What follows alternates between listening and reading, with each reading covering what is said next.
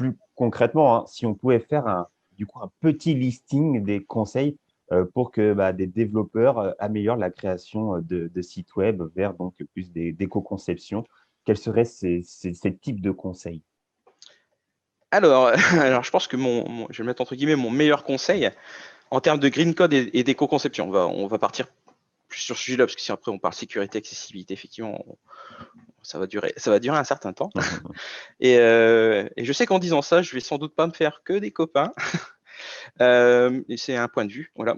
Donc, en tout cas, moi, pour tout ce qui est green code et éco-conception, ça va être d'utiliser les technologies récentes et l'innovation, plutôt que de repartir sur de la sobriété, et je vais remettre des guillemets, de la sobriété assez hard, sobriété numérique, qui voudrait dire qu'on revient sur des sites avec très peu d'images, des images monochromes, tramées. Donc j'explique un tramé, c'est plutôt que de faire une image pleine, on fait des points avec une différente densité pour dire vraiment que ça rend l'effet visuel escompté, et puis on passerait plutôt sur des SMS que sur des emails. Voilà, ça c'est ce que j'appelle la sobriété hard. Pour moi, j'ai un peu de mal avec ça. Tandis que moi, je partirais plutôt sur des outils justement innovants. Je vais prendre un exemple.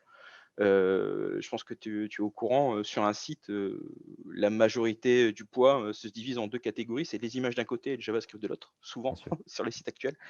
Ne serait-ce que sur les images, on a la possibilité de les charger en lazy loading. Qu'est-ce que ça veut dire? Alors, en plus, la balise, maintenant, elle est supportée quasiment partout instinctivement en HTML5.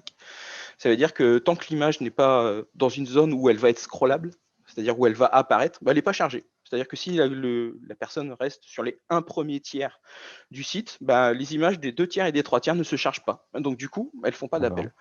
Ça déjà, ça permet, c'est déjà pas mal.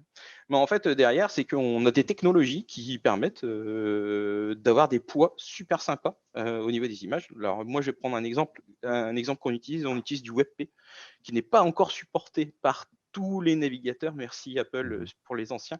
Donc voilà, donc tous ceux qui sont avec les iOS de une ou deux versions antérieures à celle actuelle ne peuvent pas l'afficher, mais il y a des solutions pour dire de mettre juste un petit message. Si vous ne voyez pas ce message, si vous ne voyez pas cette image, c'est tant pis pour vous, mettez à jour ou voilà.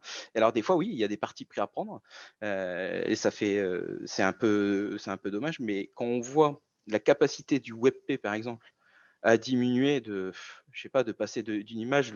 Moi, le plus que j'ai eu, c'était un PNG, de 2 MO20 qui Ouais. arrive à 90 KO, quoi.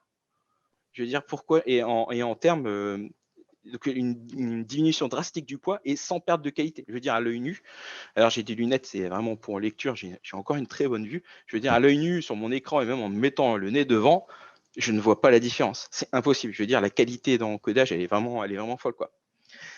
Et après, il y a plein d'autres techniques. Je vais en prendre une deuxième, qui a beaucoup de sites dont le contenu change très peu.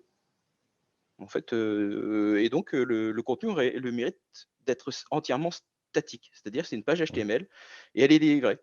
Et on va me dire, bah oui, mais si c'est statique, à chaque fois, je dois remettre sur mon FTP, changer. Non, c'est fini. Maintenant, on a des générateurs de sites web. Bon, je vais penser à Jekyll et à Hugo, que nous, on utilise personnellement à la banquise. Et en fait, les rares updates que tu as à faire, tu as juste à changer un fichier Markdown qui change ton contenu. Tu appuies sur un bouton ou même tu commits directement. Tout le site, il se régénère une fois par mois, une fois par semaine. Et après, il est en statique. C'est-à-dire qu'il n'y a pas d'appel à la base de données, il y a de la mise en cache, il y a de la mise en cache sur le CDN, de la mise en cache sur ton PC perso. Et du coup, tout ça, toutes ces techniques-là, qui sont des techniques, on va dire, innovantes et plutôt récentes, on parle aussi de la Jamstack, permettent justement de réduire massivement le poids et donc d'avoir un site web éco-conçu et plus écologique. Le poids ne fait pas tout. C'est-à-dire que euh, si on voudrait vraiment parler d'éco-conception, il faudrait parler d'énormément de sujets qui Mm. permettraient, par exemple, On est l'hébergement d'accord. en lui-même. Quel est le type d'hébergeur? Quel type d'hébergement? Un hébergement, on a des sites web maintenant qui sont capables de s'allumer et s'éteindre en moins d'une Mm. demi-seconde. Et le reste du temps, ils sont éteints. Du coup, pas de problème, ils ne consomment pas d'électricité. Mais donc voilà, toutes ces petites choses, on va dire, mis bout à bout, permettent, j'ai environ une centaine de points sur les co-conceptions et l'accessibilité que je pourrais donner, là j'en ai donné deux, donc on va pas faire les 98 autres, permettent justement d'avoir des sites plus accessibles et plus éco-conçus.